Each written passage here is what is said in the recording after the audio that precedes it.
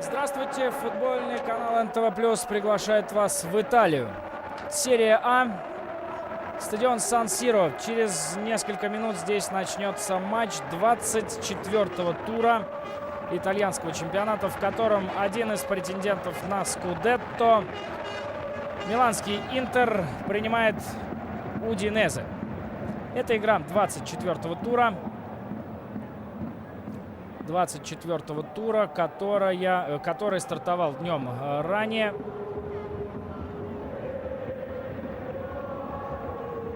И Рома выиграла в стартовом матче этого тура у Перуджи со счетом 1-0. Винченцо Монтелло забил победный единственный гол для Ромы. Рома таким образом обошла Ювентус на 2 очка. Однако Ювентус сегодня играет в туринском дерби с Торино. Этот матч вы увидите в прямом эфире на НТВ+, футбол в 22:25. Ну а мы с вами, для тех, кто смотрит матч в воскресенье, смотрим с часовым опозданием эту игру. Ну, поскольку у нас была прямая трансляция из Англии, да еще какая. Но всего понемножку. Надо давать возможность вам смотреть разные чемпионаты в прямом эфире. Ну вот сегодня Италия вечером впрямую, а Интер чуть-чуть с опозданием. Но я думаю, от этого зрителей у этого матча не меньше. Поскольку игра важна, Ди Бьяджо голова уже обвязана, хотя игра еще не началась. Но повреждение было у Ди Бьяджо. На тренировке он его получил, и поэтому сегодня играет со специальной защитной повязкой. Это Роберто Муцци, капитан Удинезе, которого очень хотел видеть в своем составе Ювентус, но переход не состоялся в период до заявок. Может быть, Муцци когда-нибудь в Ювентусе появится, хотя, наверное, вряд ли, потому что уже слишком пожилой этот футболист, игрок. Это Джанпьеро Вентура, главный тренер Удинезе, который проводит средненький сезон. Удинезе на 11 месте, 29 очков. И, в общем-то, от зоны вылета Удинезе довольно далек. Ну и мало шансов на зону УЕФА, хотя теоретически такие шансы у Удинезе есть, поэтому игра для Интера легкой не получится, это точно. Стефано Браски, главный судья матча, готов дать свисток к началу игры. Напомню, Интер на третьей позиции 46 очков, Ювентус 47. Ювентус играет вечером. Как сыграют все остальные в сегодняшнем туре, я, позвольте вам, скажу лишь в конце репортажа, поскольку я комментатор футбольного канала. Георгий Черданцев работает для вас, ну, что называется, в реальном времени. И, честно говоря, не хотелось бы подглядывать до конца игры в интернет и сообщать вам результат, потому что иначе я узнаю, как эти команды между собой сыграют, и работать, зная счет, уже, знаете, не очень здорово. Итак, игра началась. Удинезе в черно-белой, такой а-ля Ювентус форме, разве что трусы белого цвета, а не черного. Ну и Интер в своих традиционных черно-белых цветах. И в составе более-менее привычном Интер в блестящем стиле обыграл Верону со счетом 3-0, смазав таким образом дебют Руслана Нигматуллина в серии А. Но поклонникам Интера, наверное, все равно, кому забивал и Вьери, и Дзанетти, Кристиан, Нигматуллину или какому-то иному вратарю.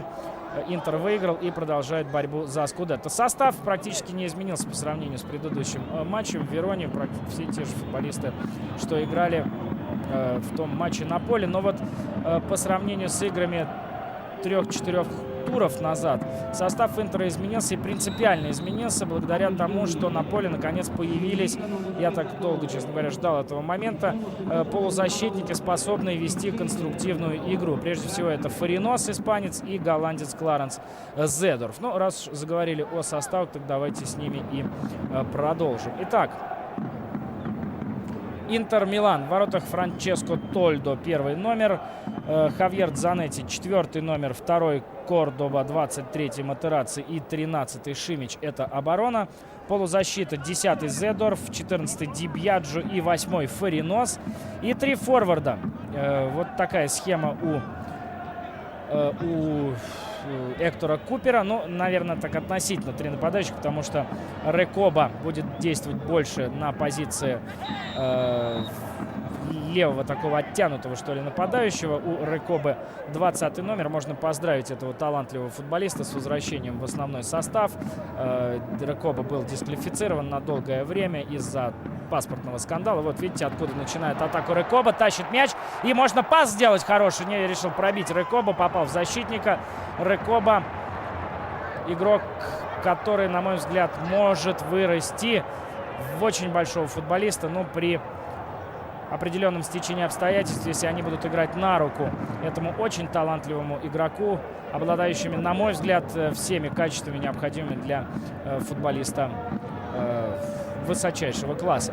Но вот я уже вижу, что не совсем соответствует состав, который я вам зачитал, с тем, что реально есть на поле. В составе Интера Грешко на месте левого защитника под 24 номером. Значит, нет Шимича, поскольку все остальные из перечисленных мной игроков обороны на поле присутствуют. Несколько тяжело будет наблюдать за этой игрой, потому что, наконец, в Италию пришла весна и над Сан-Сиро яркое солнце, поэтому дальний фланг весь в таких лучах солнца. Там не очень здорово видно, что происходит, но большая часть поляны в тени.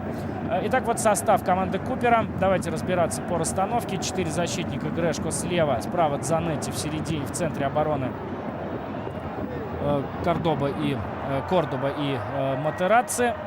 Полузащита, я бы вот так, наверное, определил позиции. Рекоба слева, Зедорф справа, Фаринос в центре и Ди Бьяджо опорный. Но при этом Фаринос с Зедорфом наверняка будут меняться местами. Вентула с Вьери на первой линии нападения. Вентула 77 номер, Вьери 32. Угловой подает миланская команда. Делает это Альваро Рекоба. Ди Бьяджо, несмотря на свою больную голову, борется за мяч и даже пытается его выиграть. Апа вне игры. В офсайде был Вентула и не следовало бить по мячу уже после свистка. Гости сегодня выставили следующий состав. Луиджи Турчи в воротах под первым номером. Очень, кстати, приличный вратарь, очень сильный вратарь. Мы в одной из программ, если помните, обратного отсчета разбирали действия вратарей итальянской серии А с вот такой перспективой их участия в составе сборной Италии в чемпионате мира. Вот Луиджи Турчи один из тех, на мой взгляд, кто мог бы претендовать на третью позицию в заявке, потому что Тольдо, Буфон, если у них не будут травм, основные вратари, ну, Буфон первый, Тольдо второй в команде Трапатони, а вот третьего вратаря, кого возьмет Трапатони, абсолютно непонятно. То ли Лопателли из Киева, прекрасно проводящий сезон, то ли Антониоли из Ромы, который тоже здорово играет. Ну вот еще Турчи есть, очень сильный и приличный вратарь, которого мы сегодня наверняка увидим в действии. Удинезе в атаке, хороший пас вперед, до Муци мяч не дошел, это Йоргенсен делал пас вперед. И Фаринос, давненько мы не видели его в основном составе. Долго мы тут ломали голову, как же так. Фаринос, которого Купер знает, наверное, лучше всех, поскольку вместе они работали в Валенсии. Вот Эктор Купер. Но поначалу, может быть, из-за того, что Купер привыкал к итальянскому футболу, все-таки для него это дебютный сезон, может, по каким-то еще причинам, осторожничал Купер и делал ставку на таких полузащитников-разрушителей в центральной зоне. Кристиан Дзанетти, Ди Бьяджо. Но Ди Бьяджо сегодня остался в составе. А вот Фаринос вышел, и наверняка это придаст действиям Интера в атаке больше мысли, больше эстетики, что ли. Но особенно с присутствием на поле Кларенса Зедорфа. Он ввел мяч из боковой линии. Кристиан Дзанетти назад на Фариноса. По ходу дела сразу видно, что игроки Интера действуют очень мобильно, постоянно меняются местами. И строго позиции полузащитников и защитников я бы определять не стал, потому что все это имеет в Интере достаточно относительный характер. Вот Дзанетти далеко забрался вперед в предыдущем эпизоде. На его место сразу отскочил кто-то из хавбеков. А это Кристиан Вьери, забивающий неимоверное количество мячей после того, как вернулся в строй после травмы. Удинезе дальше составом: Кролдрюп, 15 номер, 19 Скарлату, 3 Манфредини, 30 Мартинес, это защита, Пинца 13, Пизаро 14, Эльгера 8, Пьери 26 и Йоргенсен 10, это полузащита. Такой оборонительный вариант у Вентуры сегодня. Ну и нападающий Роберто Муци с капитанской повязкой, мы его уже видели с вами крупным планом.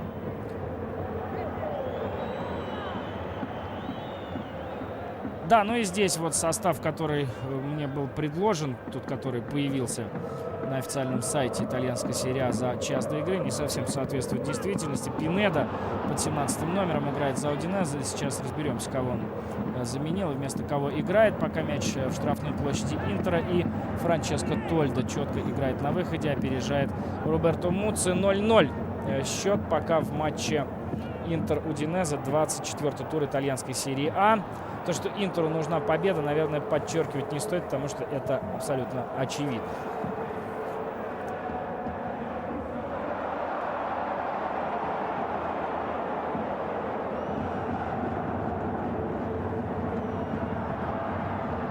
Но для того, чтобы вам было более понятно, что ли, более понятна задача, которую ставит перед собой Интер и, в частности, Эктор Купер. Вот вам цитата из сегодняшнего интервью Купера газете «Делло Спорт». Вот что он говорит. «Мы не ведем никаких подсчетов и рассчитываем только на одно. Не терять очки, особенно дома, брать максимум очков в домашних матчах. Это единственный способ, чтобы завоевать Скудетто, и мы надеемся, что сумеем стать первыми». Это слова Эктора Купера. Я ваше внимание обратил как раз на то, что Интер играет дома, и вот в домашней игре Интер ни малейшего права не имеет терять очки.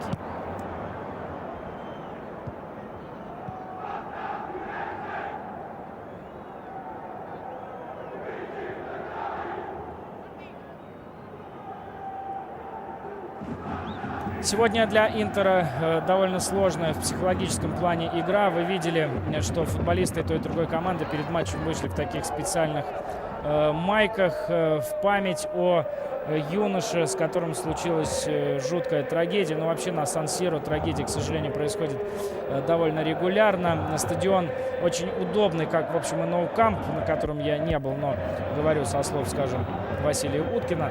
Очень удобный стадион для просмотра футбола, но страшный стадион, как, в общем, и Сантьяго Бернабеу. Они построены все по одному принципу.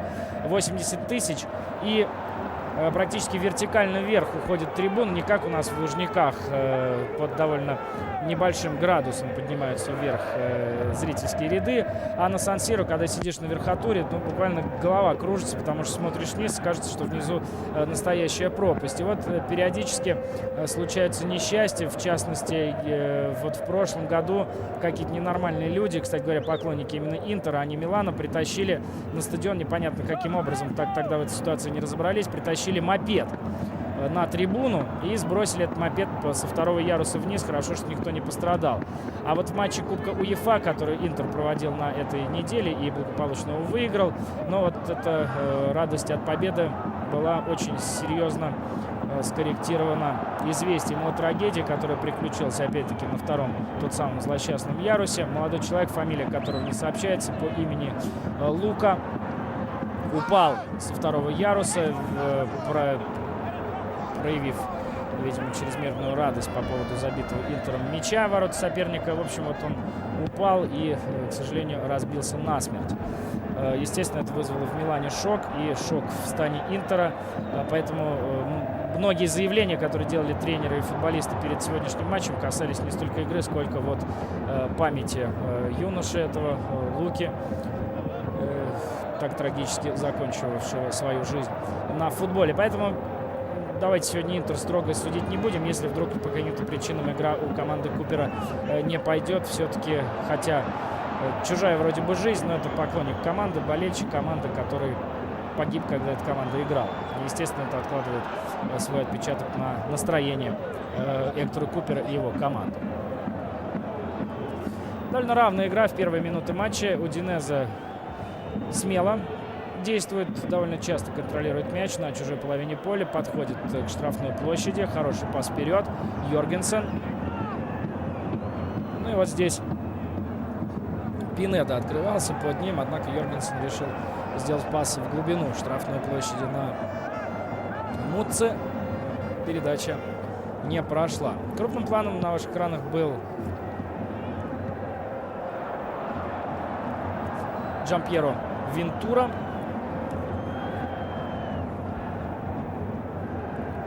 Розыском пропавших домашних животных он вроде бы не занимается, по крайней мере, в качестве хобби. Ни в каких его данных подобное хобби не значится. Но фамилия действительно такая говорящая, что ли, у этого тренера. Как тренер никаких выдающихся результатов этот Вентура не добился в своей жизни, хотя работает очень давно в большом футболе, с 1981 года. Джампьеро Вентура, нынешний наставник Удинезе. Пинедо нарушил правила против Зедорфа, пробьет штрафной Интер.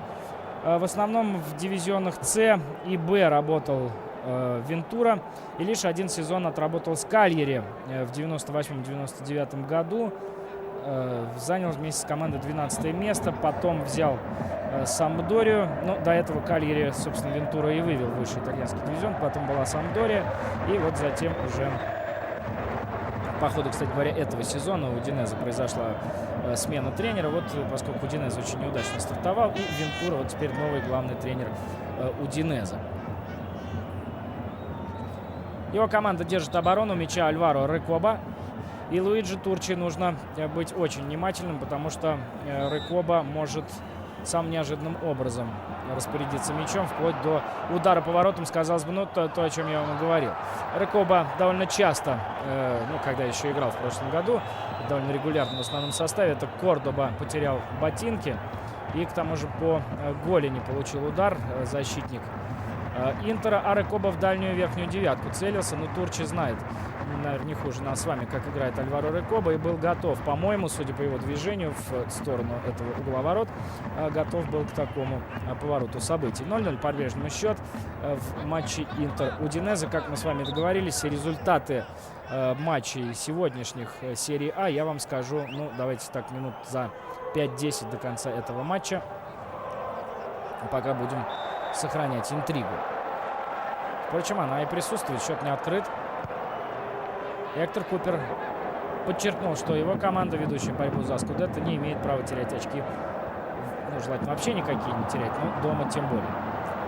В атаке Удинезе нельзя давать пас вперед, там положение вне игры.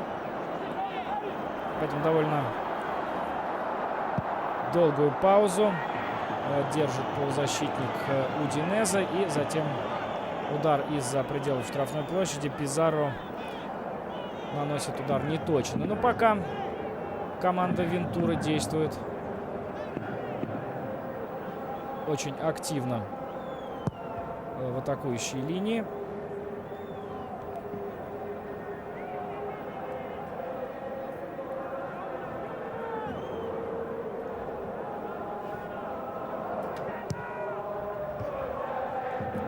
Вот, но я смотрю еще в составе Удинезе игрок, который в первоначальной заявке не значился.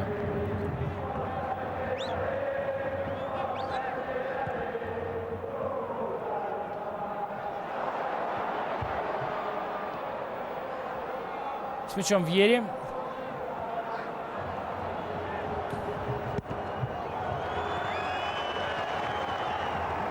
Кролдруп довольно удачно сыграл против Кристиана Вьери, не позволил тому добраться до мяча. Зедорф. И уже в обороне Пизарро четко отрабатывает. Хавьер Дзанетти идет вперед по правому флангу. Пинедо. Много латиноамериканцев в составе Удинезе. Ну, таких латиноамериканцев мало примечательно, скажем так. Йоргенсен набирает хороший ход. Пас на правый фланг. И вот это может быть опасно. 4 на 4 идет атака Удинезе. Пас назад. Удар. Тольдо блестяще играет. Выручил свою команду. По-моему, Эльгера наносил этот удар из-за пределов штрафной площади. Это не однофамилец вовсе знаменитого Ивана Эльгера. Это его старший брат. Но вот брат меньше оказался более талантливым, чем брат старший, но зато старший играет в итальянской серии А. Что, в общем-то, тоже неплохо, хотя младший играет в самом мадридском Реале. Офсайда нет, заснул Дзанетти. Но тут же исправился, я у Пинедо мяч довольно быстро отобрал.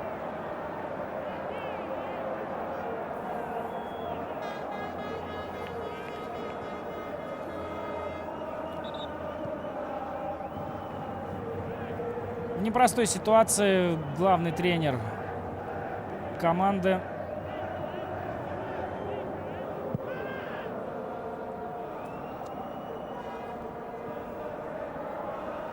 Удинезе Вентура, поскольку у него очень много травмированных игроков.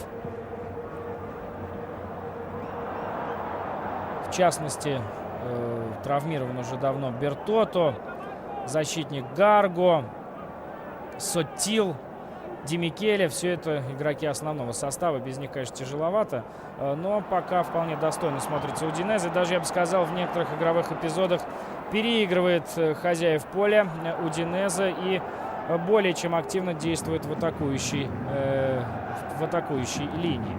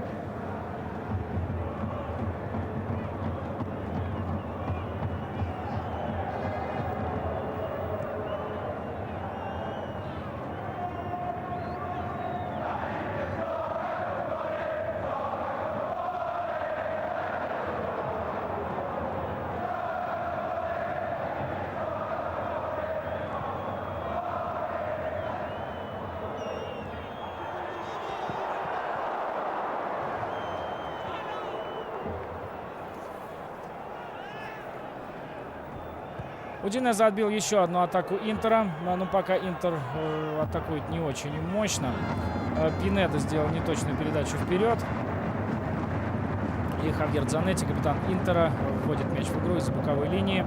Снова Пинеда, очень активен полузащитник в левой зоне средней линии Удинезе. Пас на Муцци. Потеря мяча и Марко Матерацци отправляет мяч вперед. Рекоба. Там отчаянная борьба. И вот темнокожий футболист, который уже несколько раз себя проявил довольно активными действиями в атакующей линии Удинезе. Это 28-й номер Номвете. Вот он с мячом. Номвете. И хороший пас вперед. Эльгера. Пас направо. Подача. Неудачный прострел. Матерацци успел вернуться назад. Но Вмета пока очень выделяется. О нем я вам обязательно поподробнее расскажу, потому что Удинезе вообще редко появляется на наших экранах. А тут некоторые люди достойны того, чтобы о них рассказать. Но Вмета вообще в центре внимания, поскольку с ним связана очень интересная, такая драматическая история. Но чуть позже, пока Йоргенсен входит в штрафную, Удинезе, знаете, просто с преимуществом играет. Уже можно, наверное, это сформулировать как некую данность. 20 минут матча позади, а у Интера вообще ничего впереди. В то время как Удинезе 2 раза остро атаковал. И если бы не Тольдо, счет был бы уже 1-0 в пользу гостей. Вот и ломай голову Куперу, что лучше. Красивый футбол или результат? Когда Интер играл некрасиво, он набирал очки и выигрывал. А вот вышли одновременно Зедорф и Фаринос, конструктивные, умные полузащитники. Как сразу же хавбеки перестали добегать в оборону, и разрывы между линиями у Интера, между обороной и полузащитой.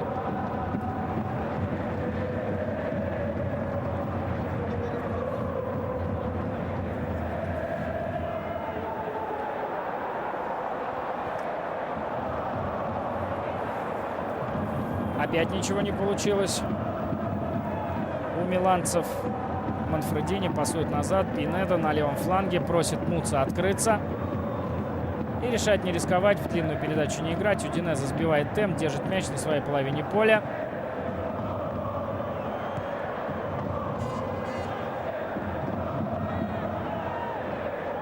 Пока атакующий треугольник Интера Рекоба, Вьери, Вентула мало заметен.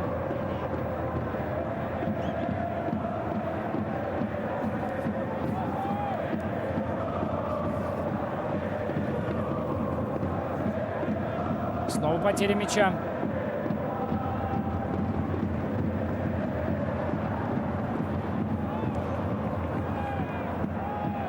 Пизаро ошибся с передачей.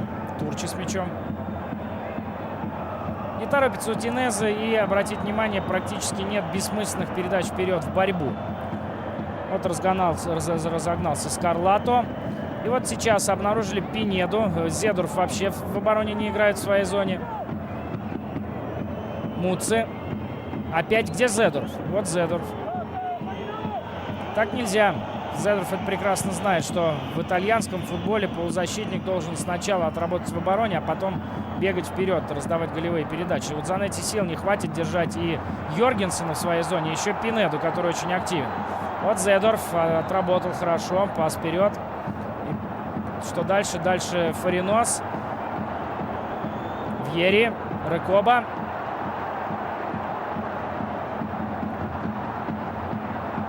Не поняли друг друга Рекоба и открывавшийся под него Грешко.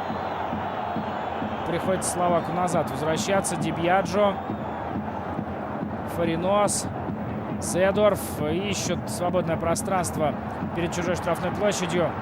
Миланцы. Зедорф наносит удар. Не очень плотный получился удар. Луиджи Турчи четко и без всяких проблем ликвидирует угрозу у своих ворот. 32 года, хороший футбольный возраст. Луиджи Турчи очень опытный вратарь с огромным опытом выступления в серии А.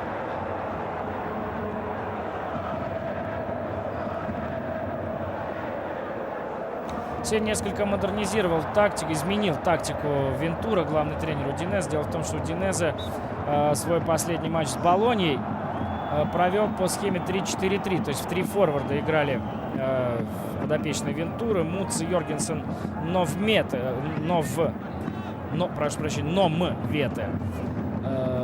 Втроем действовали впереди, но сегодня и Номвете, и Йоргенсен, если вы обратите внимание, сразу же это обнаружите, действуют из глубины поля, то есть скорее они такие сегодня полунападающие, нежели чем чистые нападающие. Таким образом насытил среднюю линию поля Вентура. Но одновременно остро в нападении Номвета и Йоргенсен могут сыграть и при этом оказать посильную помощь своим полузащитникам при обороне ворот. Кристиан Вьери добрался до мяча, укрывает его корпусом. Хороший пас вперед. Рекоба, Вентула, вот это здорово. Вот это уже на что-то похоже. Вентула едва-едва не реализовал этот момент. Вьери с Рекобой все создали в этом игровом эпизоде. Все было здорово. Рекоба, ну, мне, честно вам признаюсь, очень нравится этот футболист. Жаль, ну вот, может быть, только сейчас он попал, наконец, к нормальному тренеру, настоящему тренеру. А так все, по большей части, работа. Ничего дурного не хочу сказать о том же Тарделли. Но Рекоба еще в таком возрасте находится, когда нужно очень много еще почерпнуть от тренеров в футбольном искусстве, а не у всех специалистов, работающих даже в серии А, есть возможность заниматься молодежью и какие-то истины футбольные доносить до футболиста. Все самому приходится познавать. Рекобе еще при этом ведя непримиримую борьбу за место в стартовом составе. Но итальянский режиссер все прекрасно тоже понимает. После крупного плана Рекобы тут же крупный план его наставника и тренера Эктора Купера. Если Купер надолго задержится в Интере и там задержится и Рекоба, я думаю, Купер сделает из него человека. Хотелось бы очень, потому что игрок, на мой взгляд, чрезвычайно талантливый. Ну что ж, вот благодаря ему и Кристиану Вьери Интер провел очень опасную атаку. Правда, на это ушло 25 минут. Больше половины тайма у миланцев для того, чтобы организовать опасную атаку на ворота Луиджи Турчи. Кристиан Вьери очень здорово сыграл. Сегодня непростая задача у Пера Кролдрупа, который, ну, фактически, можно сказать, вот с мячом персонально играет против Вьери. Но в Италии персональная защита уже давно отменена. Но поскольку принцип обороны зонный, а Вьери левшеногий, он почаще играет, ну, так сказать, в зоне от центра штрафной площади и туда влево к углу штрафной. А Колдруп как раз за эту зону в Удинезе отвечает. И вот почаще им сегодня как раз и пересекаться, с Вьери пересекаться. Один раз ключевой такой момент Колдруп уже проиграл Вьери. Это Йоргенсен, хорошая стенка с Эльгерой. Снова Йоргенсен. Отчаянно цепляется за мяч датчанин.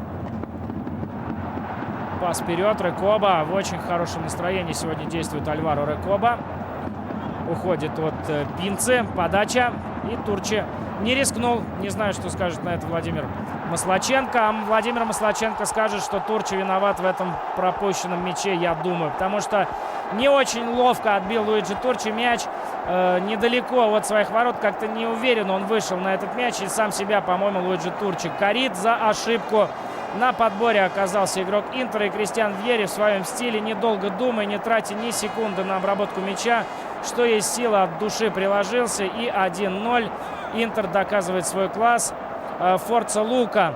Ну, давай Лука. Лука — это тот самый юноша, который разбился, упав со второго яруса стадиона Сан-Сиро в матче Кубка УЕФА. Вот сегодня все положительные эмоции Интера будут посвящены этому парню.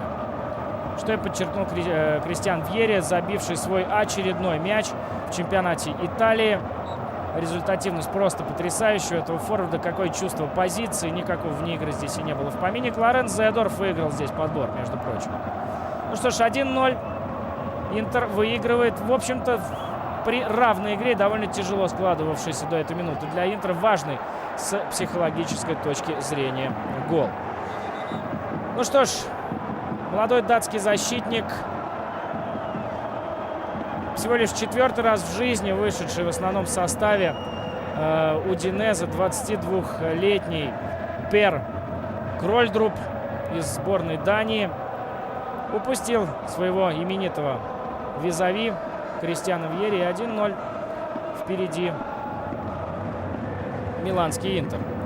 На 28-й минуте это произошло. Ну и теперь миланцы, конечно, могут поспокойнее играть. Знаете, по такой игре, в общем-то, равной, в которой нужно обязательно выиграть, и еще соперник кусается.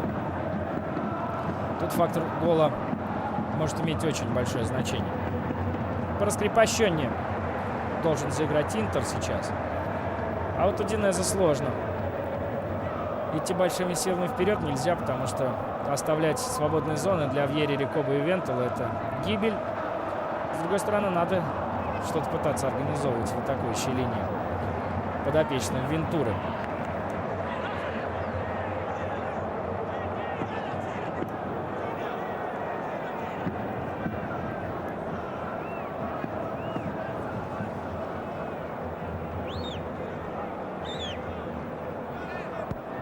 Хороший гол.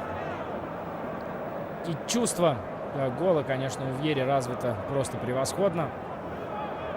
Великолепный выбор позиции. Корпусом бесподобно играет Вьерри. Когда он его ставит, подобраться невозможно, бесполезно. Да, с таким нападающим на чемпионате мира, конечно, Италия может претендовать на очень многое.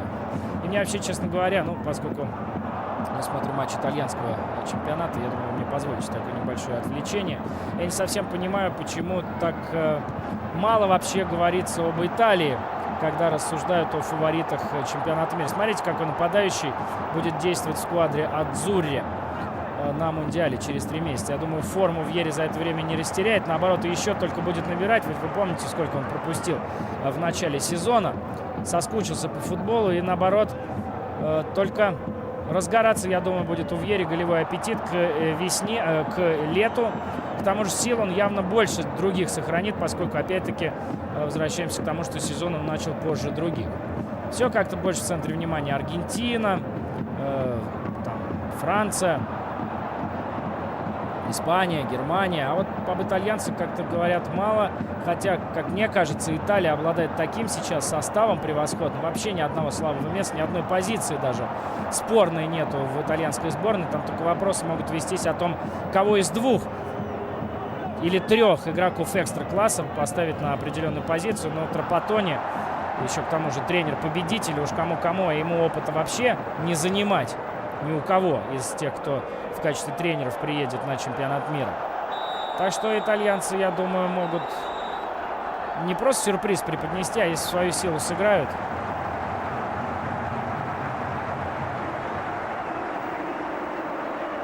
Тем более им на руку вот та обстановка, которая сейчас складывается, и то общественное мнение, которое складывается, что Италия не в числе главных фаворитов, такой теневой вроде бы фаворит. При таком отношении со стороны общественности и соперников даже в какой-то степени попроще играть и проще достигать результата. Но это я к тому, что есть и лидер атаки. Вот он, Кристиан Вьери в сборной Италии, забивший свой очередной гол, зарабатывающий постоянно штрафные для своей команды. Ну, все делает. Огромный объем работы и форма великолепная у Кристиана Вьери. В полном порядке.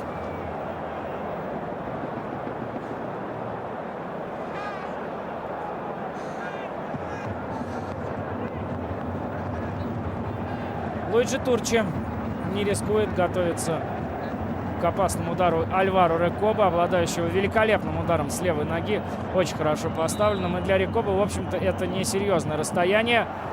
Опасно пробил Альваро Рекоба. Рядом со штангой пролетел мяч.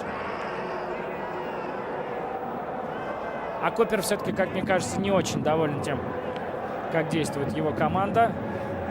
Очевидно, тренер, максималист, ждет от своей команды вот в таких матчах полного преимущества в каждом игровом эпизоде. А угроз воротам Турчи Интер создал совсем немного. Но, с другой стороны, высокий процент реализации этих самых моментов. 3 удара, 2 в створ, 1 мимо и 1 гол забит.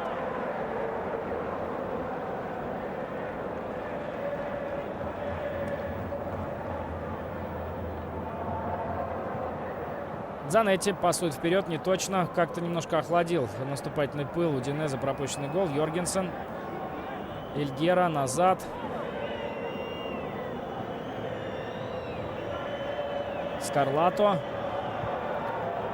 И пас теоретически правильный, но там никого из партнеров не было. Все было закрыто. И Вентура тоже недоволен этой передачей. Просит играть повнимательнее, не дорожить мячом.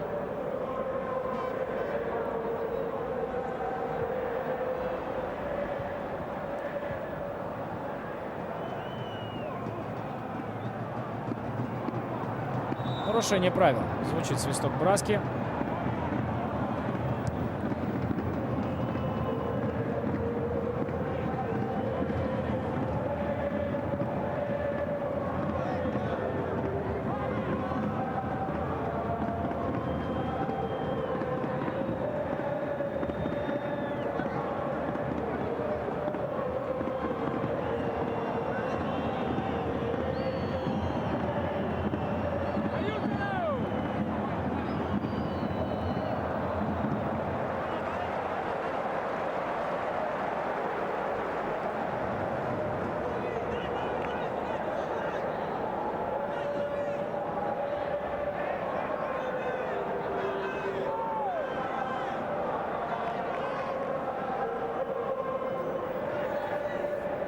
Франческо Тольдо вводит мяч в игру.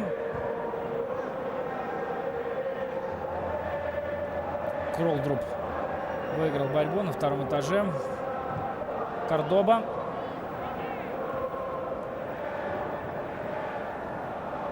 Купер выполнил свое обещание.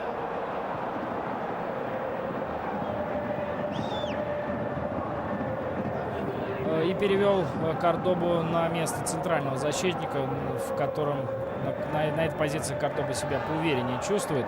Ну, система с 4 защитниками вообще Куперу ближе. В Мальорке он ее опробировал. И вообще, на мой взгляд, оборонительное построение, вообще тактическая схема Мальорки — это лучшее, что было в современном футболе за последние 5 лет. Можете, конечно, со мной поспорить, это ваше право. Но тактика у Мальорки, я говорю только об оборонительном построении, была отработана просто великолепно. С 2 блестящими опорными, один из которых теперь борется за место в основном составе Арсенала, Лорен. Ну и вот здесь в Интере тоже, вообще в Италии принято с 3 защитниками играть, но Купер все-таки предпочитает систему с 4 защитниками. Кордоба в Кубке УЕФА играл против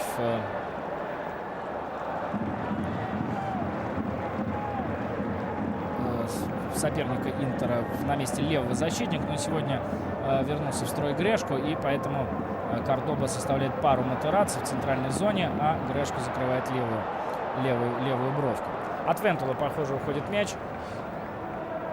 Да, ну а Вьери догнал Дарио Убнера из Пьяченце, забив свой 17-й мяч в сезоне, при том, что Вьери почти что в 2 раза меньше матчей провел, чем нападающий Пьяченце. и чем, скажем, Давид Трезеге из Ювентуса, у которого 15 мячей. Так что делит лидерство среди бомбардиров Кристиан Вьери с Дарио Убнером. И думаю, что у Вьери есть хорошие шансы побороться за звание не только чемпиона Италии, но и лучшего бомбардира. Очень интересная чемпионская гонка ожидает нас с вами на финише. Ну, всех, кто следит за итальянским футболом на финише сезона. Предпочтение я бы раздавать никому не стал. Абсолютно равные шансы в данный момент и у Интера, и у Ювентуса, и у Ромы на Скудетто. Есть свои плюсы, свои минусы и у той, и у другой, и у третьей команды. Главным минусом Ромы и Ювентуса я бы отнес участие в Лиге чемпионов. Интер играет в Кубке УЕФА, там нагрузки гораздо меньше. Значит, Интер будет к концу сезона посвежее. Тем более, что Рома с Юве, наверное, в четвертьфинал все-таки выйдут. Минус Интера — это Гектор Купер, который является одновременно, как-то не парадоксально, и главным плюсом Интера, поскольку тренер великолепный. Но уж как-то смущает то, что Купер дебютирует в итальянском чемпионате в качестве тренера, а выиграть вот так сходу Скудетто тренеру, тем более иностранцу, очень и очень сложная. История таких примеров в современной вообще не знает. Ну, а если чуть в прошлое уходить, тоже таких примеров было не очень много. Минус Ромы тоже такой исторический, что ли. 2 раза подряд Скудетто выиграть мало кому удавалось за всю историю итальянского футбола. Но, опять же, если мы берем современную историю. А у Ювентуса, по сути, и минусов нет, кроме Лиги чемпионов. Так что борьба будет очень и очень напряженная, я думаю, до последнего тура. Принципиальное значение в этом смысле имеет то, как команды сыграют не между собой, а с командами из нижней части турнирной таблицы. В этом смысле я полностью разделяю точку зрения Гектора Купера, который сказал, что мы не имеем права терять очки. Желательно в каждом матче их не терять, но особенно в домашних встречах. Но сюда я бы отнес выездные матчи с командами, которые там где-нибудь с 18 по 15-14 места расположились. Разыграли угловой гости. Заканчивается первый тайм. Подача, по-моему, не очень удачная. Подача очень сильная. Здесь защитник подключился к атаке Манфредини. Готовит навес. Дзанетти подставляет ногу. И еще один угловой, правда, с другого фланга подадут гости.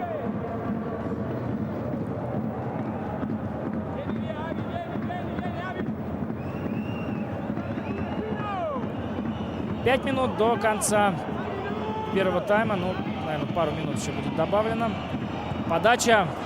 Не опасный удар. Эльгера, кажется, был. Нет, не Эльгера, это Скарлатто.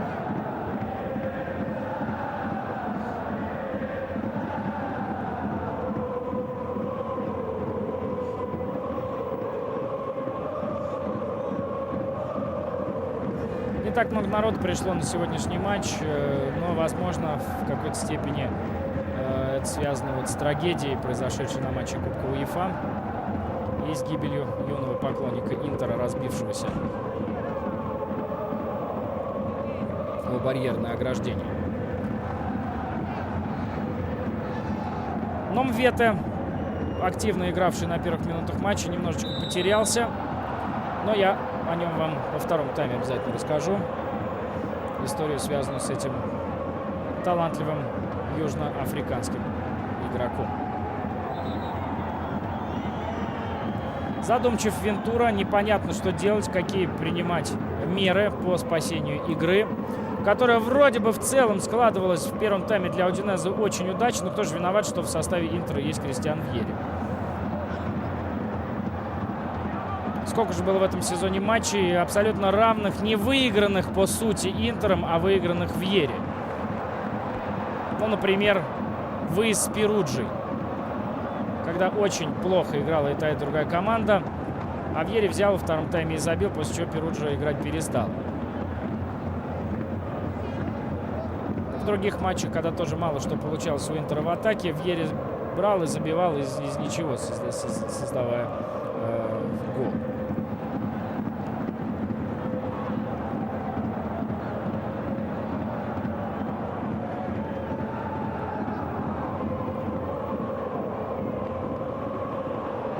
Пинеда просит открыться своего товарища по команде. Это как раз Ном Вете и был. Неплохо бил Ном Вете. Но раз он в центре внимания, давайте я вам про него прямо сейчас и расскажу, что тут с ним связано. Интересно. А интересно с ним вот что связано. Он после долгого перерыва вернулся в основной состав своей команды. Появился он не так давно вообще в итальянском чемпионате. Он из Южной Африки и ездил играть за свою команду, за сборную ЮАР на чемпионат в Мали. Ну и потом в очень неприятной ситуации оказался этот футболист, потому что какие-то незнакомые разбойники угрожали похищением его сына, которого зовут Лифа Булеви. Но, слава богу, все для семьи нападающего Удинезе обошлось. Он вместе с сыном сейчас, вернее, без сына, тоже сын с матерью пока в ЮАР находится. Но вот в марте они должны подъехать и скрасить одиночество нападающего Удинезе, который надеется, что с их возвращением, с их приездом в Италию ему будет жить покомфортнее, и тогда он сможет еще больше пользы приносить своему клубу. Уверенно чувствует себя Ном Вете в тактической схеме Вентуры, поскольку именно в этой позиции и по такой схеме действует сборная ЮАР, поэтому здесь как рыба в воде чувствует себя Сиабонга Ном Вете, нападающий Удинезе. Вообще Удинезе одна из самых, пожалуй, пестрых команд итальянской серии А. Здесь представительство дальних стран и футболистов из дальнего зарубежья, наверное, самое большое. Но если не брать там тривиальную Аргентину с Бразилией, игроки которых выступают за ведущие итальянские клубы. А я вот беру такие страны отдаленные совсем от центров мирового футбола. Вот Удинезе в этом плане уже не первый сезон собирает сборы по сосенке людей со всего мира.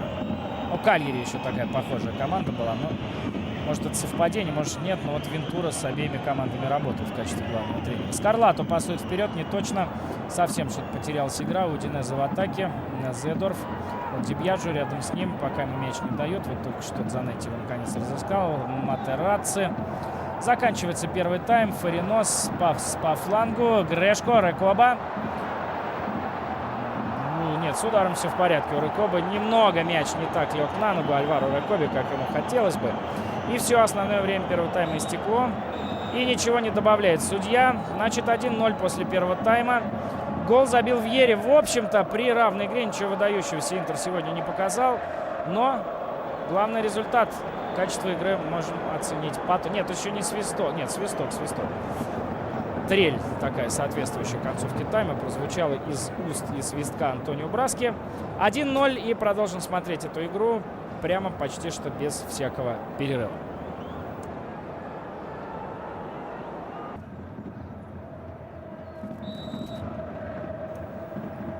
Футбольный канал НТВ+ продолжает рассказ о матче очередного 24-го тура итальянской серии А, в котором миланский Интер у себя дома на стадионе Джузеппе Меатца или Сан-Сиро, как вам больше нравится, принимает Удинезе.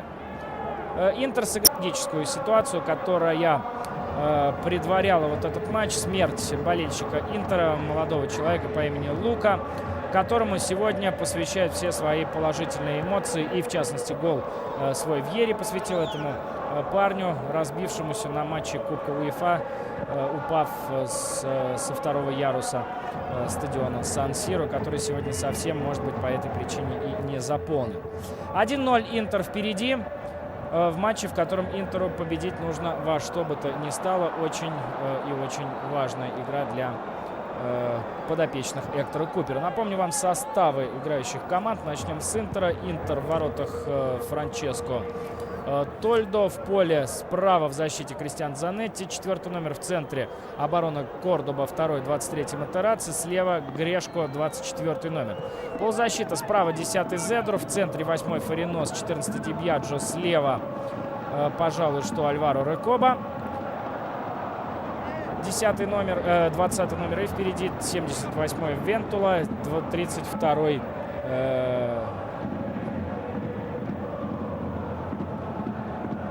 32-й Вьери. А это Франческо Тольдо опережает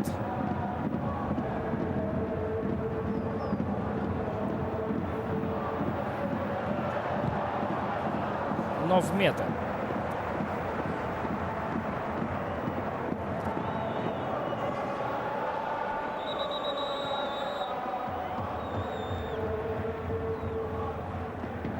Пинца получил повреждение. Такое ощущение, что Мартинец появился на поле. Это вовсе не Новмета там боролся с Тольдо, а как раз Мартинец. Ну, посмотрим, может быть, какие-то коррективы внес в игру своей команды Вентура, главный тренер Удинезе. Пока назову тех игроков, которые играли с самого начала. Турчи в воротах, Удинезе под первым номером. В защите Крольдруп 15-й, 19-й Скарлату, 3-й Манфредини. В полузащите 13-й Пинца, 14-й Пизаро, 8-й Эльгера, 17-й Пинеда, 10-й Йоргенсен и 28-й Номвете. 11-й номер капитан команды Роберто Муцци был в единственном числе отряжен в атаку своей команды. Вот, похоже, может быть, его и заменили, хотя вряд ли. Муцци все-таки лидер Удинезе и капитан, игрок, который может в одиночку разобраться в атаке. Но вот Номвета на поле. Мартинес откуда-то появился. Посмотрим, кому он заменил. Вот здесь темнокожий, ближний к нам с вами футболист Мартинец.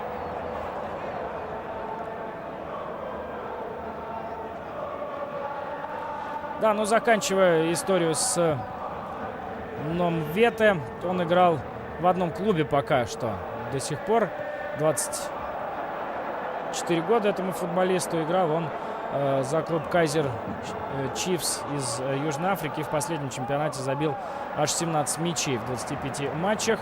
В серии А 7 игр сыграл в начале сезона. Потом, как я уже говорил, уезжал на Кубок Африки.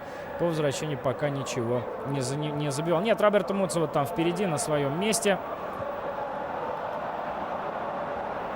В атаке. А, по-моему, Пизаро ушел отдыхать, и вместо него играет под 30-м номером Мартинес. Пинеда, неточный пас. Это Фаринос. Вентула. Зедорф.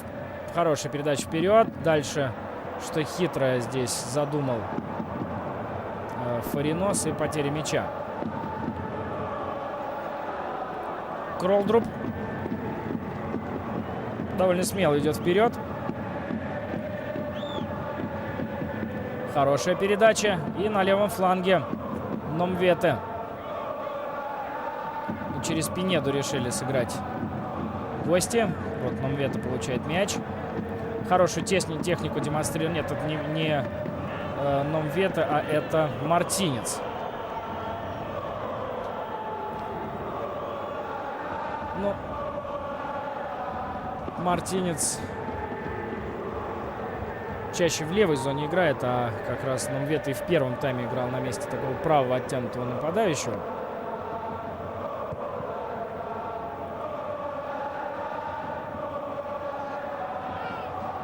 Вьери. Хороший пас. Рекоба, левая нога его. И чуть-чуть не попадает Альваро Рекоба в дальний угол. Бил все правильно, все делал идеально в этой ситуации уругвайский нападающий.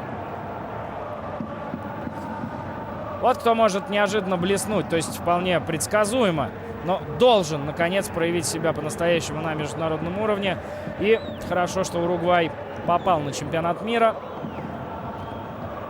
Не без труда, но все же Альваро Рекоба, с которого снята, наконец, международная дисквалификация, может помочь и должен, обязан просто, не просто помочь своей национальной сборной, но и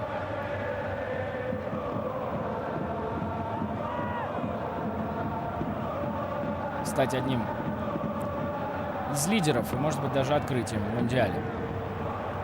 Доверяет ему Эктор Купер, потому что прекрасно чувствует Купер, что Рекоба супер талантливый игрок. Предыдущие наставники Интера никак не могли найти место Рекобе на поле и правильно его использовать с тем, чтобы по-настоящему сумел раскрыться этот сверходаренный футболист. Пицце пасует вперед. Пицце Муцци. съедят, наверное, пиццу по окончании матча. Но даже если не будет для этого особенно радостного повода. Франческо Тольдо вынес мяч далеко от своих ворот. Там борьба, нарушение правил. Нарушал правила Вьери. А вот еще один темнокожий игрок, также южноамериканец, только из Колумбии.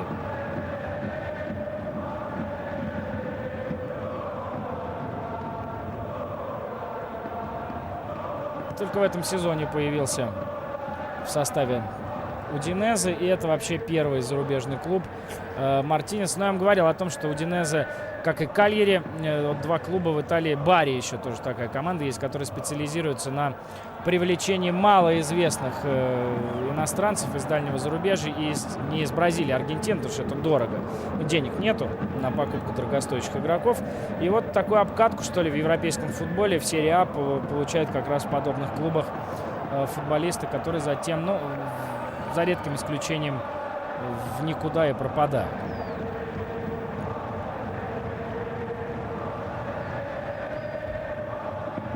Вьери не подпускает никого к мячу. Ди Бьяджо. Пас на Рекобо. Рекобо очень активно сегодня действует. Скарлату едва не запутал Луиджи Турчи, выдав очень неудобную передачу своему голкиперу. И весь в игре Вентура. Жаль, что мы не можем услышать, что он там подсказывает очень эмоционально, видимо, Роберту Муцци, капитану команды, с тем, чтобы тот на правах капитана и, соответственно, помощника тренера на поле, проводника его идей, что он там должен подсказать своим партнерам. Зедорф. Нарушение правил. Вьери нет положения вне игры. Правая нога у Вьери. Не очень удобно ему бить. Пас назад. Забивать нужно. Ди Бьяджо долго. Зачем же пас это было делать Ди Бьяджо, когда Вьери уже все, что нужно, сделал для своего партнера, а Ди Бьяджо не рискнул наносить удар, играл дальше на Вентулу, и этот пас был уже ненужный, лишний.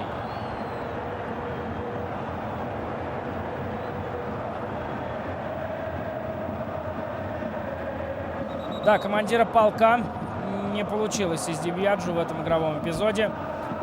А потому что сразу не был готов к удару. Ди Бьяджо, видели, вместо того, чтобы настраиваться на удар, Ди Бьяджо же в момент приема мяча был готов к обработке и к продолжению в пас, а не с удара в этой атаке. Вентула. Хорошо. А кто головой сыграет? Головой лучше всех сыграл Манфредини. И удары издали мимо. Хотел исправиться Луиджи Ди Бьяджо. Пробил не точно.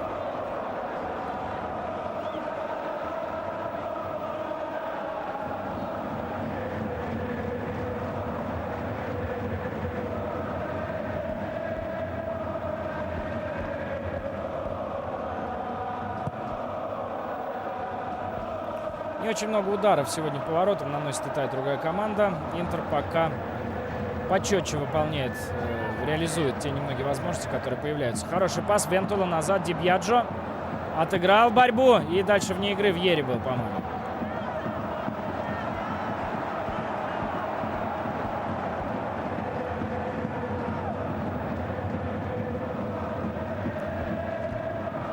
Пинце ввел мяч в игру. Скарлату бьет вперед. Да, после пропущенного гола Удинезе как-то завял. Вот что значит фактор гола. Пусть он был не очень быстрый в этом матче, но сразу изменил акценты в этой игре. Не добрался Вето до мяча. Слишком сильная была передача в его сторону.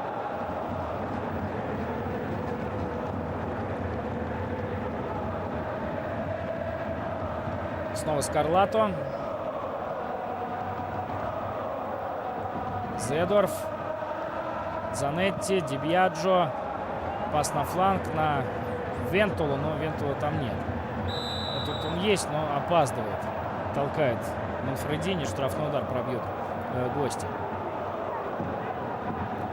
Никола Вентула. Очень запомнился он всем. Особенно, насколько я знаю, нашим зрительницам. Ну, симпатичный парень, не спорю. Своей игрой за Аталанту, где он очень много забивал, активно действовал на острие атаки своей команды. Но все-таки Интер не Аталанта, здесь и конкуренция повыше, пока Вентула не имеет постоянного места в основном составе, хотя игрок, безусловно, очень талантливый, но у него все впереди, в конце концов, какие его годы. Свалили здесь южноафриканцы Сиабонгу, но в мете, штрафной удар, пробьет Удинезе. Довольно опасно может быть, поэтому Интер весь внимание. 8 игроков в своей штрафной площади. И Эльгера собирается выполнить вот этот удар.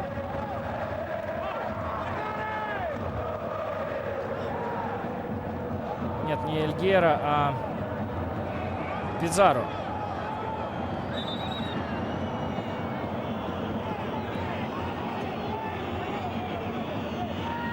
Совсем юный датчанин здесь пришел в штрафную площадь. Защитник Кролдруп. Где они только выискивают таких футболистов. Удивительно.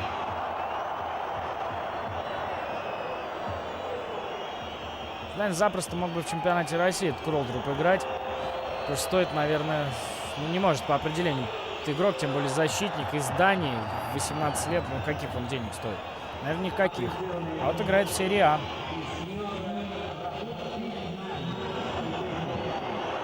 Вот это может быть опасно. Долго Гату нельзя, там вне игры. Простил судья, посчитав, что в пассивном офсайде Муци и Тольдо, вы видели? Но сейчас тут крупный план показывают игрока Удинезе, который выполнял последний пас. А там Тольдо выскочил из ворот и предъявлял очень серьезные претензии Браске по поводу не назначенного, не зафиксированного положения вне игры, в котором точно совершенно был Муци. А вот Пинци, по мнению судьи, в положении вне игры не был. Тем не менее, последний пас у Пинци не вышел, а это Вьери. Но забег выиграть он не смог у соперника.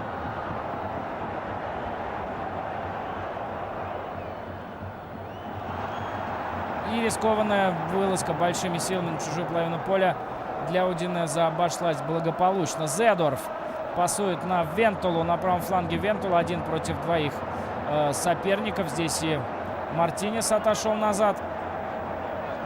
Отняли мяч у Николы Вентулы. И непонятно, что он показывает Куперу заменить, что ли, его просит. Набегался или к судье, да, он к судье обращался. Вентула, считаю, что его там подталкивали. Зедорф с Фариносом и вот офсайд. 15 минут во втором тайме сыграли команды. 1-0 впереди Интер. Где-нибудь через минут 25 я вам скажу, как закончились матчи сегодняшнего тура итальянской серии А. Кроме Торино, Ювентус, туринское дерби в прямом эфире сегодня на нашем канале в 22 часа 25 минут.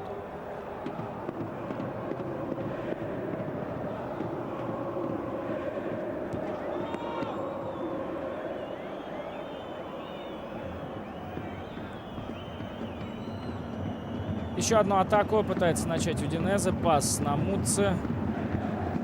Кто-то отыгрывает на фланг. Пинци.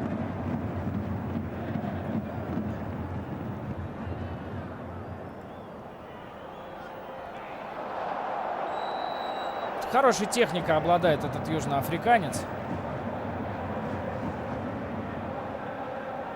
Ну, пока завершения не хватает его вроде бы правильным начинанием.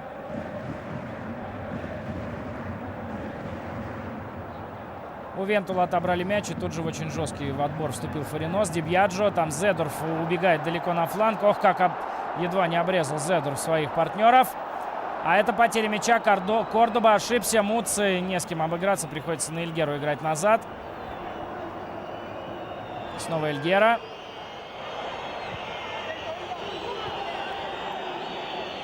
Номвете. Пинци. И потеря мяча. Зедорф. Недолго владел этим мячом Интер. Ну и тут же в отборе Фаринос сегодня очень хорош. Кристиан Вьери. Вот как приходится с ним бороться соперникам. все время хватать за майку, дергать, практически вырывать ее из нижнего белья Кристиана Вьери, но иначе не подступиться к мячу. Снова Номвете, не точно. Грешко, Фринос, Дибьяджо и пас вперед. Рекоба просит поточнее действовать. Очень грамотно позиционно Крольдруп играет. Перехватил передачу Фариноса. Манфредини, Пинци.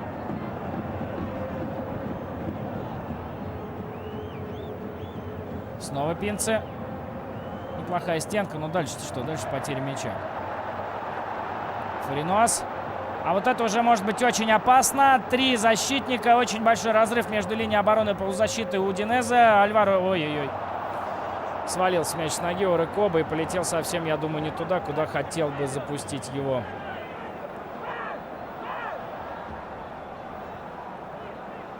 Альваро Рекоба.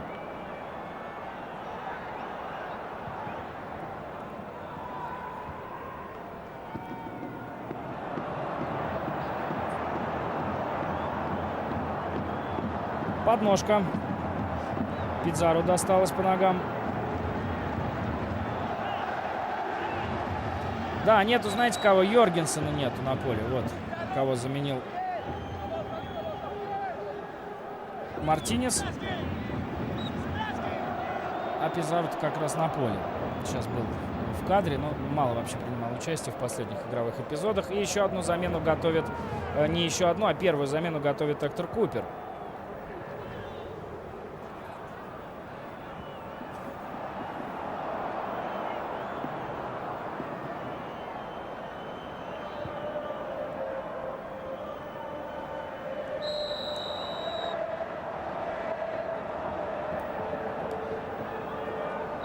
Марко Матерацци нарушил правила. Арбитр Браски показывает, что не с того места ввели футболисты из Удина мяч в игру. Пинци. Один из немногих итальянцев в составе своей команды. Раньше в Лацио играл. Ну, что неудивительно, потому что родился в Риме, там и начинал свою футбольную карьеру. А это Пинеда. Опасная подача. Матерацци здорово разряжает обстановку, выносит мяч из вратарской площади. Это Удинез вполне приличная команда, атакует довольно остро.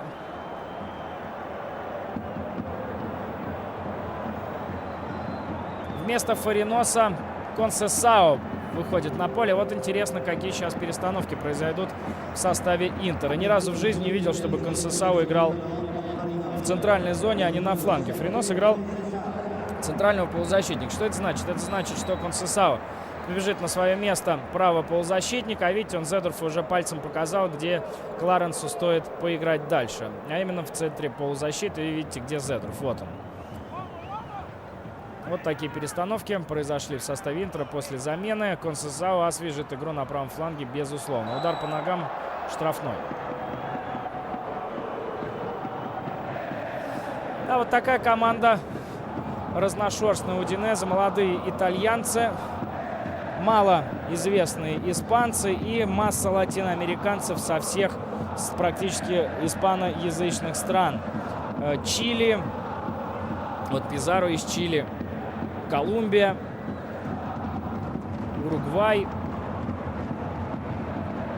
Вот так работают скауты клуба Удинезе. Ну, видимо, проходят по бюджету по своему. Вот как раз Пизару, чилийский полузащитник. А это Хавьер Дзанетти и Нельсон Вивас. Еще один латиноамериканский игрок из сборной Аргентины. Правда, я не уверен, что он там будет играть за свою сборную. Давно не играет в основном составе. А у меня лично о Вивасе одно единственное воспоминание на всю жизнь уже останется. 31 номер Нельсон Вивас. Вообще левый защитник. Кого он заменит, даже ума не приложу. Но вот не думал, что Эктор Купер не устраивает игра Грешко. Как раз-таки левого защитника. Так что никаких изменений в тактике и в расположении игроков вот с этой заменой связано не будет.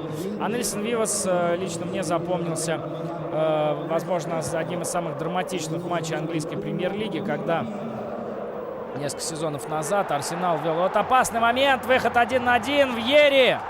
Нет, это не Вьери, а Вентула. Чуть похож по комплекции Вентула на Вьери, но и сыграл в стиле лучшего форварда Италии на сегодня. Кристиано Вьери. Вентула поставил корпус, ушел легко от защитника. И позвольте, господа, мне сделать следующее заявление. Игра сделана. 2-0. Вообще считается дурным тоном в комментаторской работе подводить итоги до финального свистка, потому что все может произойти, все может измениться, но вот у меня такое ощущение, что здесь ничего не изменится. Молодец Дибьяджо, поборолся, отобрал мяч, а дальше Вентула просто красавец. Вот паузу, какую выдержал, положил Турчи себе в ноги, аккуратненько подрезал мяч. Эльгера ошибся, заснул Скарлато и Вентула. Причем Турчи-то здорово сыграл, смело бросился в игрока, не ногами вперед, а руками, не щадя живота своего, но команду не выручил. 2-0. Практически безнадежная ситуация у гостей.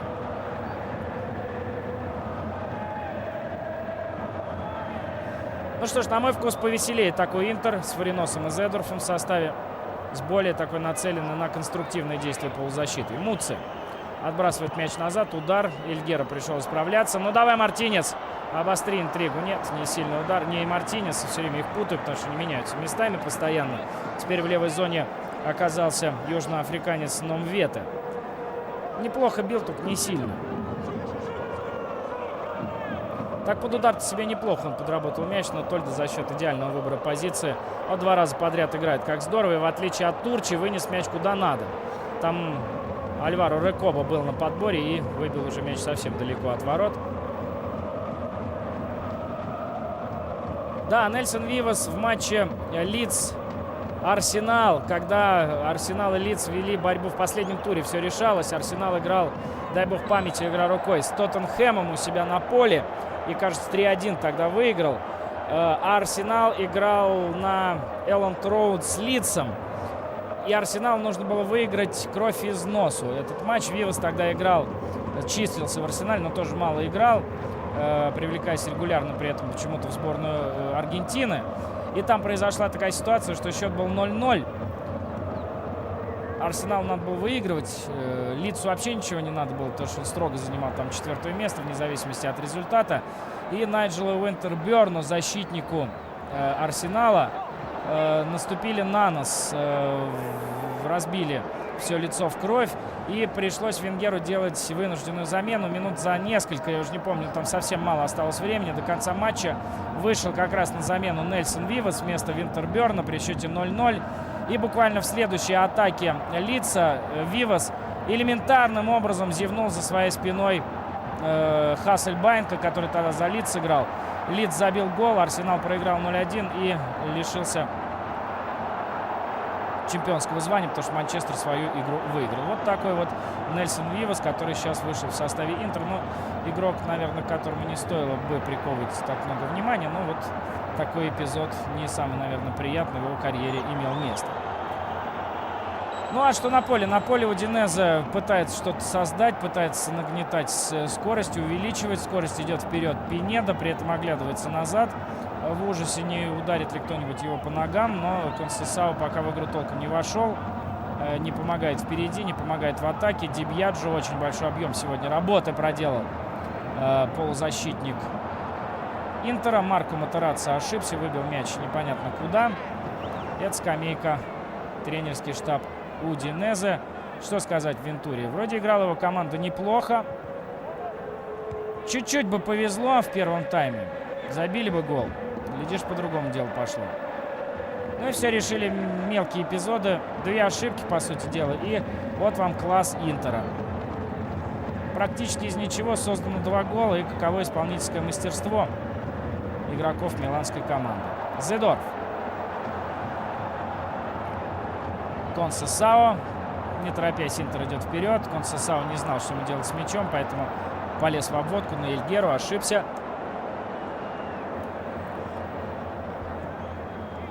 Побольше владеет мячом Удинезе, причем не только вот в этом игровом отрезке, а так вообще по ходу матча. Попал мяч в руку, но судья пожалел Роберту Муцци, позволил тому продолжить игру. Пинци. Боюсь даже называть фамилии, Мартинес это или не Мартинес. Потому что оба еще майки выпустили. Темнокожие нападающие Удинезе. Ну вот сейчас был Мартинес, пас давал, а Номвета ведет отчаянную борьбу. Ой-ой-ой, Мартинес, что ж так плохо пробил. Оживил игру Мартинес в линии атаки, пока южноафриканец был в Мали, играл за ЮАР на Кубке Африки. Мартинес все время выходил в стартовом составе, но вот сегодня предпочли ему в основе Номвете. Так вдвоем они позажигательнее действуют. А это Гудли. Или упражнение для тех, кто посещает логопеда. Гульен Пьетро. Фамилия этого игрока, который меняет Рекобу. И все, Интер переходит на игру от обороны, потому что Гули, конечно, куда более оборонительного плана футболист, нежели чем Альваро Рекоба. И поэтому Гули поглубже будет играть своим воротам в той же левой зоне, в которой играл Альваро Рекоба. Абсолютно разумные, понятные, объяснимые замены проводит Эктор Купер.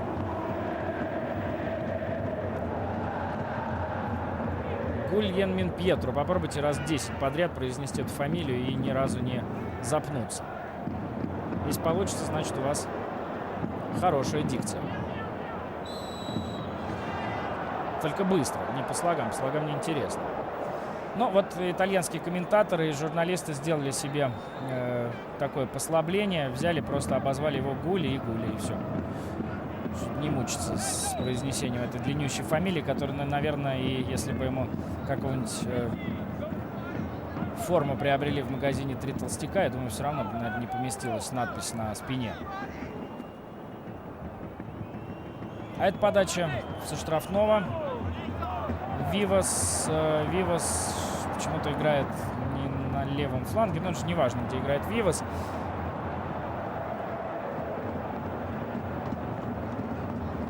Удинезе проигрывает. Вентула, Вьери забили по мячу. До конца матча совсем уже немного времени. Ну и поскольку, честно говоря, мне здесь все ясно, поэтому я уже не побоюсь сейчас забраться на информационный сервер по итальянскому футболу и скажу вам результаты матчей сегодняшнего тура, которые к этому моменту все завершились.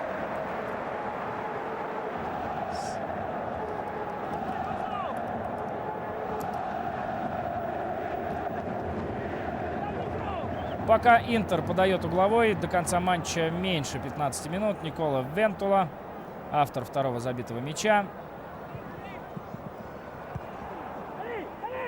Борьбу в воздухе выиграли, но вот ровно 15 минут сейчас.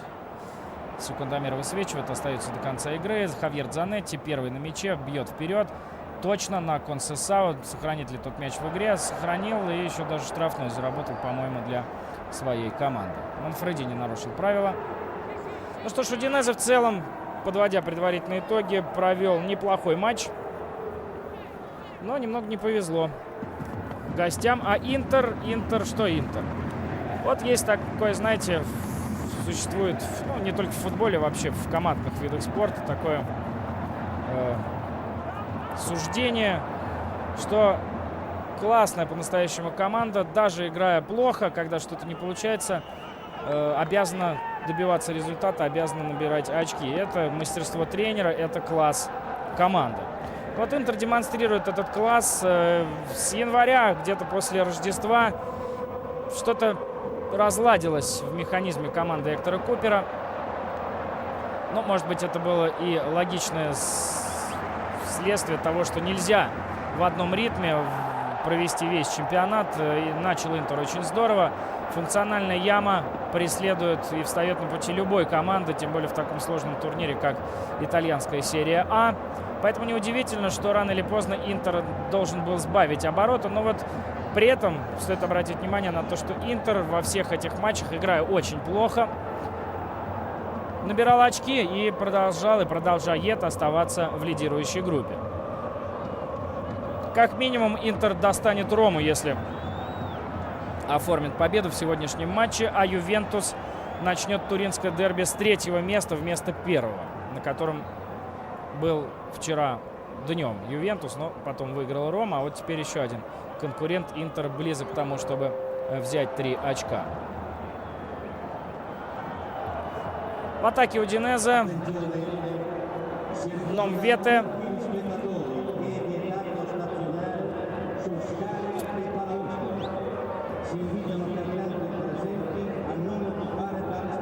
Ну и Интер свой, наверное, такой, я бы сказал, человеческий, что ли, долг сегодня выполняет. Я вам объяснял. Сейчас может быть 2-1. Между прочим, надо бы забить так, чтобы поинтереснее были последние 10 минут. Нет, не хватило у Номветы сил. Но вообще он здорово сегодня поработал, набегался. И опоздал просто с ударом. Надо было пораньше, конечно, бить. Мартинец. Опа! Заскакал мяч кое-как в ворота. Роберто Муцци забил свой очередной мяч. В этом сезоне вообще довольно много и прилично забивает. 13-й гол. 2-1. Я не говорю о том, что Интер не доведет матч до победы, потому что результаты сегодняшнего дня мне еще не открылись перед глазами. Я их не вижу. Но остаюсь при своем мнении. Интер сделал игру, когда забил второй мяч. При этом происходящее на поле убеждает нас лишний раз в том, что точку нельзя ставить до финального свистка. Какое угодно может быть преимущество у другой команды. Рикошет, неудачный какой-то поворот событий не в пользу данной команды. И, глядишь, все становится с ног на голову. Ну что ж, Мартинес очень здорово убрал со своего пути Матерацци, прострелил. Там тоже было на тоненькой положение вне игры. И 2-1.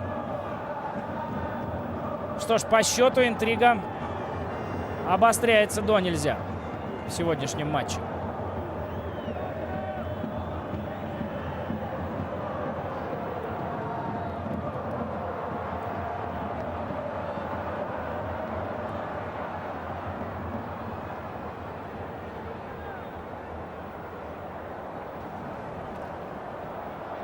За пределы поля уходит мяч. Угловой удар будет подавать Интер. А до конца матча времени совсем немного, 10 минут. И Вентура будет цепляться за последний шанс спасти эту игру. Еще одну замену он готовит. Возбужден главный тренер Удинезе. Какие-то схемки и будут показывать сейчас игроку, в какой зоне ему действовать и как. Каким путем идти к воротам Интера. С угловым Удинезе справился. Выбили мяч подальше от своих ворот. И, знаете, даже мне стало интересно. Я, пожалуй, оглашение результатов тура отложу до последней минуты матча, потому что мне самому не хочется пока знать, каким счетом завершится эта игра. Времени-то еще 10 минут с лишним. Ставлю на победу Интера, тем не менее. Но не имеет права, просто не имеет права морального команда, которая ведет борьбу за Скудетто, терять очки в таком матче. Иначе это не претендент на чемпионство. Просто характер не чемпионский.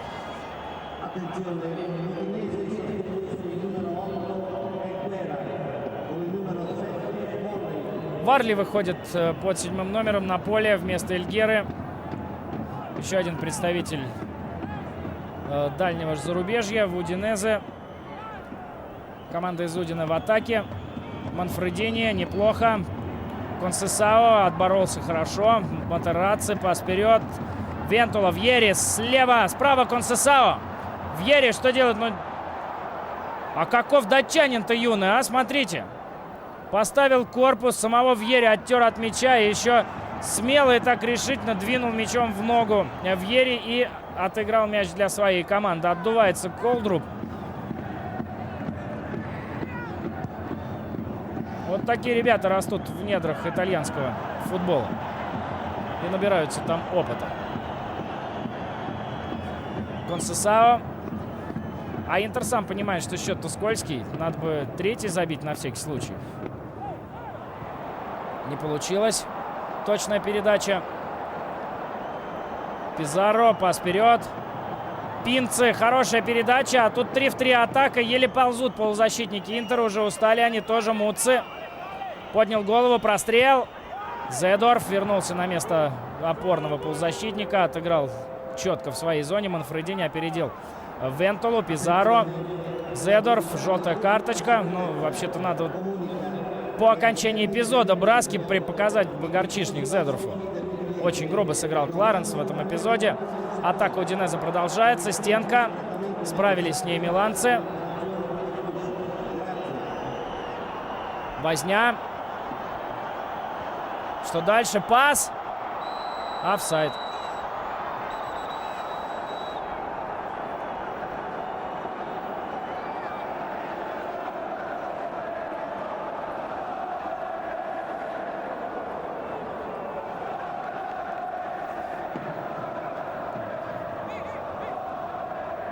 Ну вот за это надо желтую давать по окончании эпизода, как и обязан поступить судья международной квалификации, которой обладает Стефано Браски.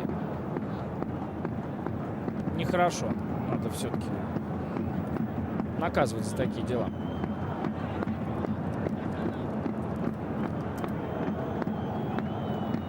Ну, на тоненькой.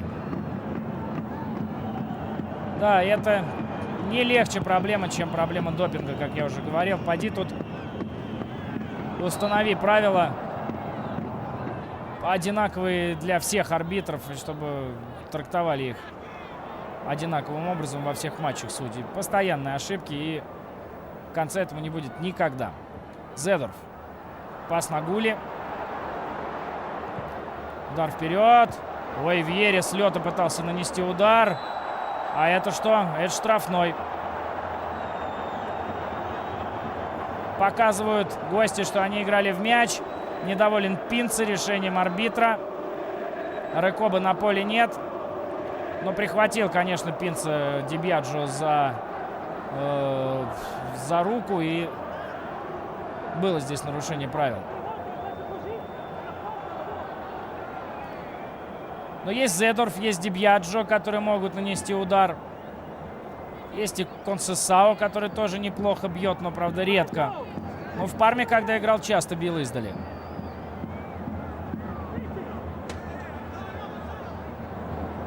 Вот призывает внимание Пинцы Луиджи Турчи. Просит его повернуться и встать так, чтобы закрыть угол. У мяча Зедорф. Удар. Но не сильно и не точно.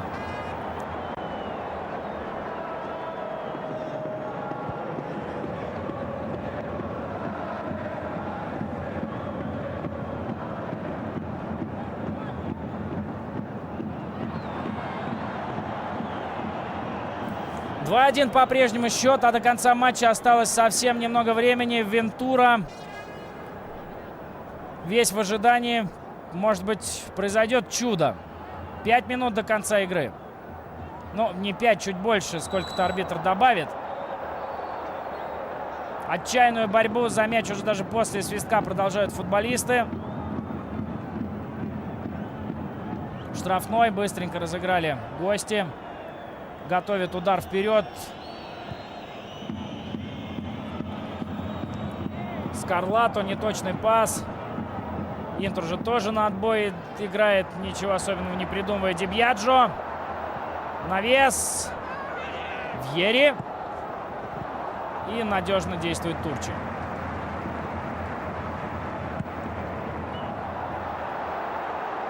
А что там происходит, пока повтор нам показывают? Удар и 3-1. В девятку влетает мяч. Ниоткуда. Откуда взялся этот мяч, откуда взялся Консесао, нам с вами непонятно. Получи, пожалуйста, по голове от своего товарища. Первый гол Серджио Консесао забивает в этом сезоне в составе Интера. Но оставьте его в покое, вы же так убьете парня, совсем задушите. 3-1. Ну, теперь, я думаю, даже самый заядлый оптимист, болельщик Удинезе, наверное, согласится с тем, что Интер этот матч выиграл. Какой тяжелой получилась игра для вот где этот момент. Вот удар. С левой, наконец, вспомнил Консесао, как он играл в Парме, как он бил издали. 3-1. Все в этом матче ясно. А давайте посмотрим, что... Ой-ой-ой, Турчи-то что придумал. Ужас. Еще извиниться успел перед своими партнерами, но только он не знал, чем все это закончится. Да, конечно, такой игрой Турчи не кандидат на поездку на чемпионат мира, но в других матчах, поверьте на слово, если вы не смотрите регулярно обзоры матчей итальянского чемпионата, Турчи играет как правило, здорово, но всякое бывает. И вот такое затмение нашло на голкипера. Взял, подарил мяч Консесао. 86-я минута матча. 3-1. Но 2 гола забить, по-моему, нереально по такой игре Удинезе.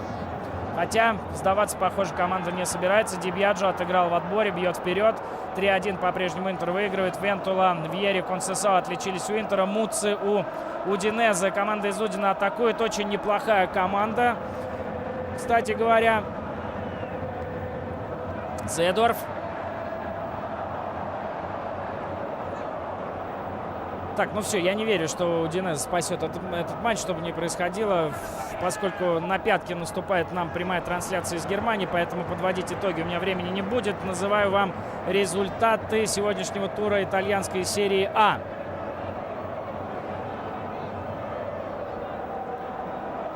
Рискую тем, что узнаю окончательный счет в этом матче, но уж постараюсь притвориться, что ничего не знаю. Пока 3-1. И что сегодня произошло в итальянском чемпионате? Атакует Удинезе. Потеря мяча.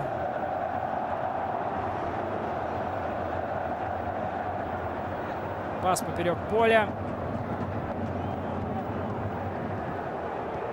Мяч у штрафной площади. Как-то пассивно обороняются защитники Интера, но на этот раз ничего не вышло у Роберто Муцци.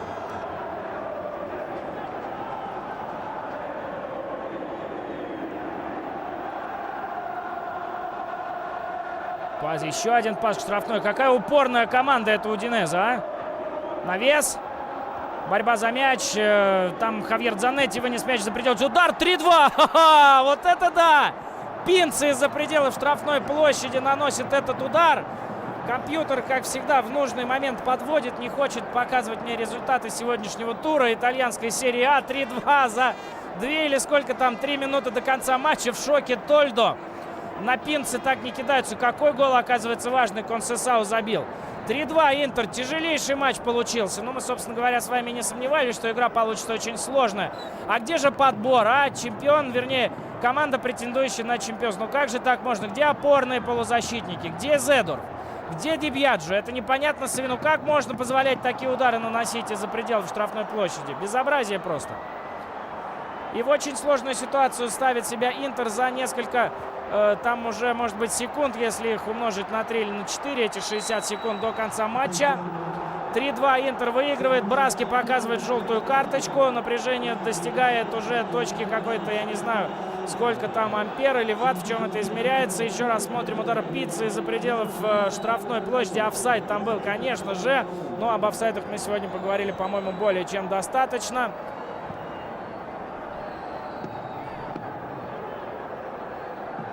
Вентула получил горчишник.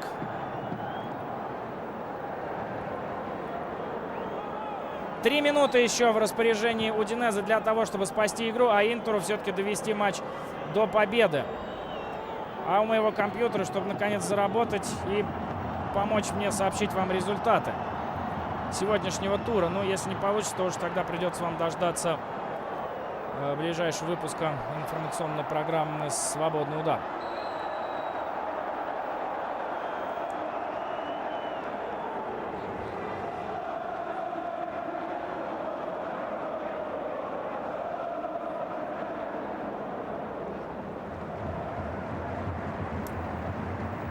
Ну что, минута.